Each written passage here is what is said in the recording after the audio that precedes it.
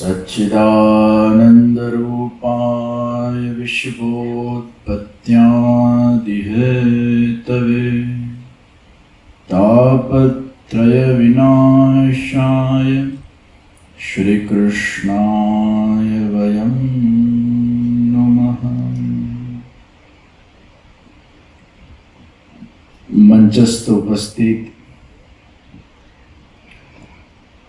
ગુજરાત વિધાનસભાના મુખ્ય દંડક, આજના અતિથિ વિશેષ, વડોદરા શહેર અને ગુજરાત રાજ્ય માટે જેઓ હંમેશા સેવાકીય પ્રવૃત્તિ માટે ચિંતિત હોય છે અને પ્રવૃત્ત હોય છે, એવા શ્રી બાલુભાઈ શુક્લા, આ સમગ્ર આયોજનના મુખ્ય આયોજક, સેવાર્થી અને અમારી ધાર્મિક ભાષામાં કહીએ તો મનોરથી, પરમ આત્મીય, વિવાયો વડોદરાના પ્રથમ પ્રમુખ અને હવે વિવાયો ભારતના ટ્રસ્ટી એવા વડોદરાનો વિખ્યાત જ્વેલર પરિવાર સારા ગણદેવીકરના શ્રી સુનિલભાઈ ગણદેવીકર,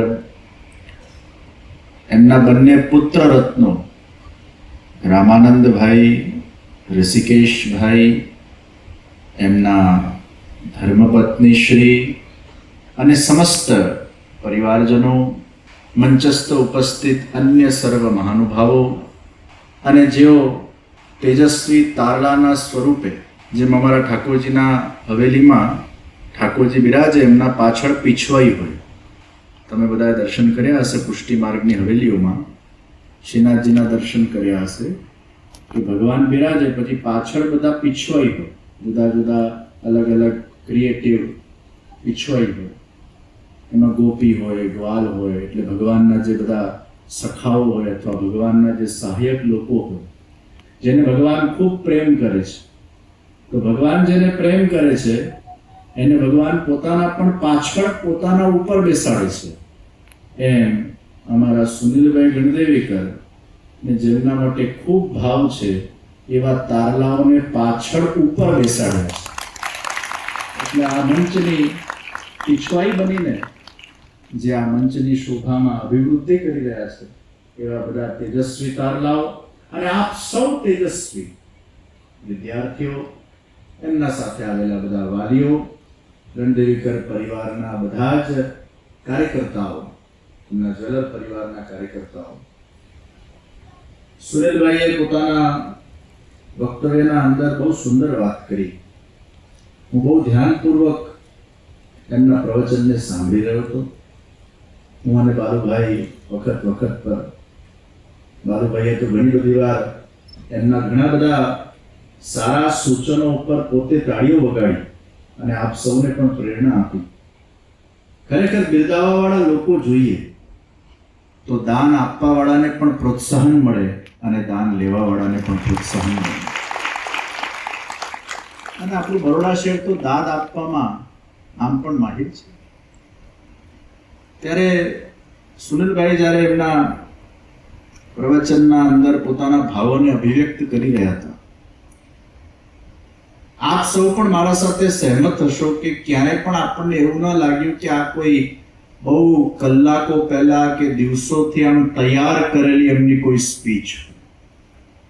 બહુ નિખાલસતાથી, બહુ સહજતાથી જે એમના હૃદયની ઉર્મિઓ હતી એ આપણા સૌના વચ્ચે એમને જે પ્રગટ કરી. એમનું આવું વક્તવ્ય કદાચ આટલા વર્ષોમાં મેં પહેલી વાર સાંભળ્યું છે. બહુ સુંદર બોલ્યા, બહુ સુંદર, મને બહુ આનંદ થયો. અને એમને બહુ સરસ વાત કરીને એમની વાતમાંથી જ મારે આગળ વાત કરવી છે કે પ્રેમ, પૈસો અને પ્રસિદ્ધિ, આપ સૌએ એમને જે પ્રેમ આપ્યું, પ્રસિદ્ધિ આપી, પૈસો આપ્યો, મારે એમાં ખાલી બે વાત ઉમેરવી છે કે જીવનમાં પ્રેમ, પૈસો અને પ્રસિદ્ધિ, આ ત્રણ પ છે ને, એ બીજા બે પ જોડાય ને તો જ મળે. ચોથું પ એ પરમાર્થ છે અને પાંચમું પદ એ પ્રભુની કૃપા છે. પ્રેમ, પૈસો ને પ્રસિદ્ધિ પામવા માટે પરમાર્થની ભાવના જોઈએ, સ્વાર્થ ભાવના ન ચાલે. પોતાના જાતને સમર્પિત કરી દેવું પડે, પોતાના જાતને હોમી દેવું પડે. પછી કર્મનો માર્ગ હોય, જ્ઞાનનો માર્ગ હોય કે ભક્તિનો માર્ગ હોય, કોઈ પણ માર્ગના અંદર પ્રેમ, પૈસો ને પ્રસિદ્ધિ. તમને એમ થાય ભક્તિ માર્ગમાં પૈસાની શું જરૂર છે? ભક્તિ માર્ગમાં પણ અગર મોટા મોટા મંદિરો બાંધવા હોય, મોટા મોટા સેન્ટરો બાંધવા હોય તો એમાંય પૈસો તો જોઈએ જ. પ્રેમ પણ જોઈએ અને પ્રસિદ્ધિની આકાંક્ષા ના હોય, પણ સહજ એ ઈશ્વર એ વ્યક્તિને આગળ કરી દેતો હોય છે પોતાના કાર્ય કરવા માટે. એટલે વ્યક્તિના મનમાં પ્રસિદ્ધિની ઈચ્છા હોય કે ન હોય, પણ ઈશ્વર જ એને ઉપર ઊંચકી લેતો હોય છે, એને ઉપાડી લેતો હોય છે. कर्म मार्ग हो, ज्ञान मार्ग हो कि भक्ति मार्ग हो, जब तक वो बीज अपने आप को धरती के अंदर समर्पित नहीं कर देता, तब तक वो कुछ भी अपने अंदर से उगा नहीं पाता. कहीं उगाड़વું હોય ને તો બીજે સમર્પિત થવું પડે ધરતીના અંદર. અને આ સમર્પણ ભાવ એ જ આ પરમાર્થનો ભાવ છે. ધંધો બે રીતે થાય. એક હું કેવલ પૈસા મારા માટે કમાવું, આ વૃત્તિથી ધંધો થાય. અને બીજો ભાવ એ છે કે ધંધો તો મારે કરવાનો જ છે, પૈસા તો મારે કમાવાના જ છે, એનાથી મારા પરિવારનું પોષણ તો કરવાનું જ છે, પણ એના સાથે સાથે હે પ્રભુ તું મને આ સદલક્ષ્મી આપશે તો આખા શહેરને, રાજ્યને, રાષ્ટ્રને કે વિશ્વને હું મારું પરિવાર બનાવી દઉં અને એના માટે પણ હું કંઈક યોગદાન આપી શકું. આ પરમાર્થ. અને એટલે જ કહેવાય ઉદ્યમઃ સાહસં ધૈર્યં શક્તિ બુદ્ધિ પરાક્રમઃ ષડેતે યત્ર વર્તન્તે તત્ર દૈવં સહાયકૃત. જ્યાં ઉદ્યમ છે, જ્યાં શક્તિ છે, જ્યાં પરાક્રમ છે, જ્યાં બુદ્ધિ છે, જ્યાં ધૈર્ય છે, તત્ર દૈવં સહાયકૃત. તો પરમાર્થ અને પ્રભુની કૃપાથી શું શક્ય નથી. અને તમે જુઓ જે ક્ષેત્રમાં જે લોકો ખૂબ ઊંચાઈ પર પહોંચ્યા છે ને એના મૂળમાં એનો પરમાર્થ રહેલો છે. કાલે ભારત દેશના ઇલેક્શનના રિઝલ્ટ છે. કોણ જીતવાનું બધાને ખબર છે, કોણ પ્રધાનમંત્રી બનવાનું છે બધાને ખબર છે. અને પ્રધાનમંત્રીને પણ અગર આપણે જોઈએ એ પરમાર્થ છે, રાષ્ટ્ર માટે કંઈક કરી છૂટવાની ભાવના છે, દિવસ રાત એમાં સમર્પણ છે. પરમાર્થ અને પ્રભુ કૃપા બે પદ એ વ્યક્તિને પ્રેમ, પૈસો ને પ્રસિદ્ધિ આપણે પ્રદાન કરે છે. આજના દિવસે અહીંયા આવીને મને બહુ આનંદ થયો. આપ સૌ યુવાનોને જોઈને બહુ પ્રસન્નતા થઈ. એમને એક બહુ સારો ભાવ અભિવ્યક્ત કર્યો છે કે આ તો એક બક્ષિસ એટલે એક ગિફ્ટ છે. જેમ એક માતા પિતા પોતાના છોકરા કે પર્સન્ટેજ લાવે તો કેવી ગિફ્ટ આપતા હોય છે, એમ તમને બધાને એક પોતાનો પરિવાર માનીને એમને એક સુંદર ભાવના પ્રગટ કરી છે. સારા વિદ્યાર્થીઓને સારા જ્વેલર દ્વારા આજે આ ગિફ્ટ પ્રાપ્ત કર્યું છે. આ બહુ આનંદનો વિષય છે. અને મેં એમને હમણાં જ પૂછ્યું આ કેટલા વર્ષો, આ ઘણા 4 વર્ષથી આ આયોજન થઈ રહ્યા છે. એના પહેલા એ દુકાન પર આપતા હતા, દુકાન પછી નાની પડવા લાગી એટલે પછી હોલ સુધી પહોંચ્યા. અને હવે આપણે એ જ આશા કરી, કારણ કે હું જ્યારે આવ્યો ત્યારે 12 સુધી લોકો બેઠા હતા. આ હોલમાં જગ્યા નાની પડી છે એટલે ભવિષ્યમાં આ રીતે એમની સેવાની સુવાસ એટલી વધતી જાય કે હવે હોલથી પણ બહાર નીકળીને ગ્રાઉન્ડ ઉપર એમને પ્રોગ્રામો કરવા પડે અને લોકોના ખુશીઓના અંદર એ નિમિત્ત બનતા રહે. આપણે તે પ્રભુ ચરણોમાં વિનંતી કરીએ, કારણ કે જેટલા વધારે સત્કર્મ કરશે એટલું વધારે ભગવાન એમને સદલક્ષ્મી આપશે અને એમના પાસે સદલક્ષ્મી વધતી જાય તો આપ સૌ લોકોને એમના જીવનમાં ખુશિયા લાવવામાં એ નિમિત્ત બનતા.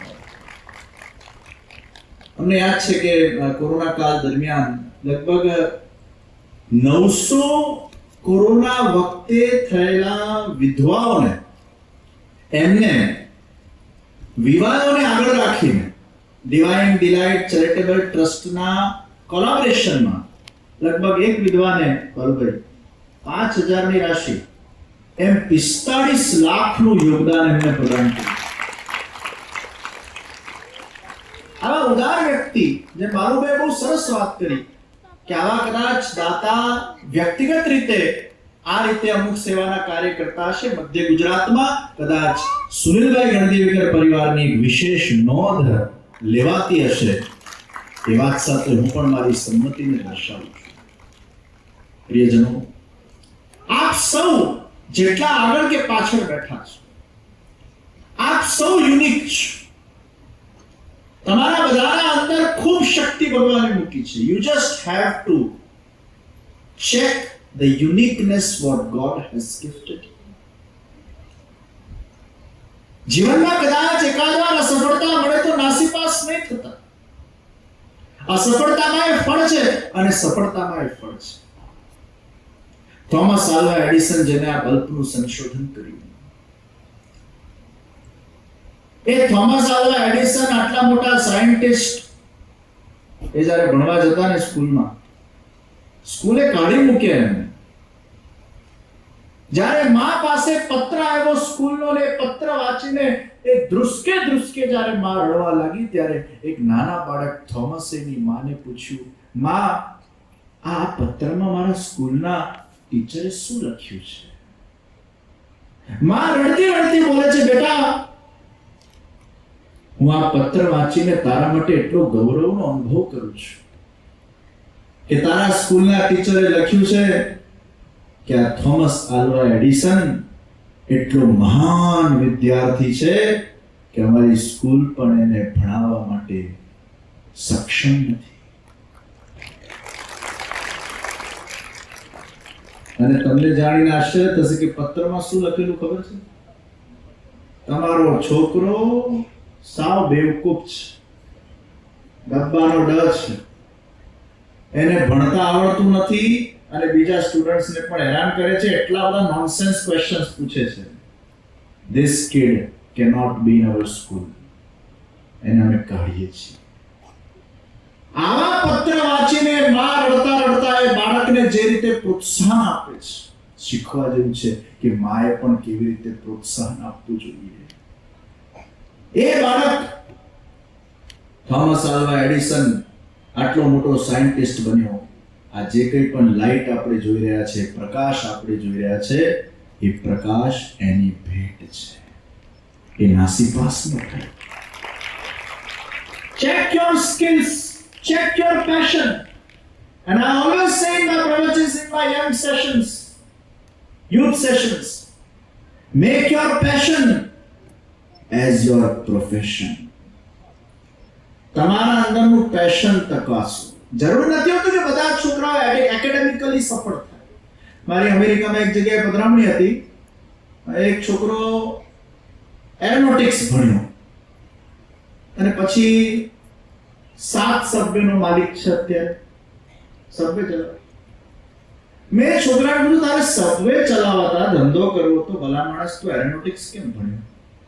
મને કે મારા પિતાશ્રીએ મને કીધેલું કે અમારા 7 પેઢીમાં કોઈ એરોનોટિક એન્જિનિયર બન્યો નથી, એટલે તું બનીને બતાડ. હવે એમનું સપનું હતું એટલે મેં પૂરું કર્યું. પણ મને પૂછો તો મને એરોનોટિક્સમાં જરાય ઇન્ટરેસ્ટ નહોતો.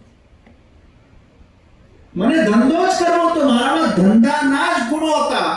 અને મેં એકાદ બે વાર કીધું પણ હતું, પિતાશ્રી, I want to do business, I don't want to go in this aeronautics line. પણ પિતાશ્રીને એમ કે ના, એરોનોટિક બને. હવે એના રુચિને તપાસ્યા વગર એને આ રીતે પ્રેરણા આપવામાં, એ બની તો ગયો, પિતાનું સ્વપ્ન પૂરું કરી નાખ્યું. 2 વર્ષમાં એને જોબ મૂકી દીધી. પિતાશ્રીના એને પગે પડ્યો, મારાથી આ કામ નહીં થાય, મને ધંધો જ કરવો છે. અને આખરે અત્યારે 7 સભ્યોનો માલિક છે. તમારી રુચિ તપાસો. તમારા અંદર કયું ટેલેન્ટ છે? કોઈ એકેડેમિક સ્ટડીઝમાં આગળ વધતું હોય તો કોઈના અંદર એવું ટેલેન્ટ હોય છે કે એના સ્કિલના આધાર પર જીવનના અંદર આગળ વધતું હોય છે. સચિન તેંડુલકર 10મી ફેલ છે. એકેડેમિક સ્ટડીઝમાં he was a failure, પણ એના અંદર સ્પોર્ટનું ટેલેન્ટ હતું અને એમાં એ આગળ વધ્યો. એટલે તમારા બધાના અંદર ભગવાને કઈ એવી શક્તિ મૂકી છે. એ શક્તિનો તમે વિકાસ કરો. નાસીપાસ નહીં થતા. ફેલિયર્સ આવ્યા કરે, ફેલિયર આવે એટલે એનો અર્થ એ નથી કે આપણે જીવન પૂરું કરી નાખવાનું કે જીવન ટૂંકાવી દેવાનું. આજે આપણે દર 10મા 12માની પરીક્ષા પછી પેપરમાં વાંચતા હોય છે એકાદ બે કોઈ કે સુસાઇડ કરી નાખ્યું, કોઈ ઘર છોડીને ભાગી ગયો, ખોટા નિર્ણયો લઈ લેતા હોય છે લોકો. તમે જો ઇતિહાસના અંદર જેટલા લોકો સફળતાના ટોચ પર પહોંચ્યા છે, આ બધા લોકોએ પોતાના જીવનના અંદર કેટલા સંઘર્ષ સહન કર્યા છે, કેટલા માર સહન કર્યા છે, કેટલી અસફળતાઓના ઝેરરૂપી ગુરડાઓ પીધા છે, ત્યારે જઈને એ લોકો એ સફળતાના ટોચ પર પહોંચ્યા હોય છે. તો સફળ વ્યક્તિની પહેચાન જ છે આ છે, એના જીવનમાં એને ઘણા સંઘર્ષ કર્યા હોય છે, એમને સફળતાનું શિખર પ્રાપ્ત નથી થતું. પણ એમાં આપણે ધૈર્ય રાખવાનું છે, પોઝિટિવ રાખવાનું છે. એક બહુ મોટા સફળ વ્યક્તિ હતા, કરોડપતિ હતા, અને કોઈક સમય સંજોગ અનુસાર એ રોડપતિ બન્યા અને રોડપતિમાંથી પાછા કરોડપતિ બન્યા. અને મીડિયાવાળા એમને પૂછ્યું કે તમે કરોડપતિ હતા, રોડપતિ બન્યા, વળી પાછા કરોડપતિ બન્યા, તો જ્યારે તમે રોડપતિ બન્યા ત્યારે તમારું મેન્ટલ સ્ટેટસ શું હતું? એને બહુ સરસ વાત કરી, મારા સમય સંજોગના આધાર પર મને અસફળતા મળી એ જુદી વાત છે, પણ મેં મારા જાતને ક્યારે પણ અસફળ માની ન હતી. हार मिलती है कई बार समय संजोगों के आधार पर, पर अपने आप को हारा हुआ मानना ये सबसे बड़ा नेगेटिविटी अपने अंदर हो सकती है. એટલે હંમેશા પોતાના પર વિશ્વાસ રાખજો. ઘણીવાર આપણે ક્રિકેટમાં નથી જોતા હોતા, સારા બેટ્સમેન 0 પર આઉટ થઈ જતા હોય છે. કોઈ એકાદ મેચ આપણી ખરાબ જાય, કોઈ વાર 10 મેચ ખરાબ જાય, ફોર્મમાં ના હોય તો 20 મેચ ખરાબ રમી કાઢે.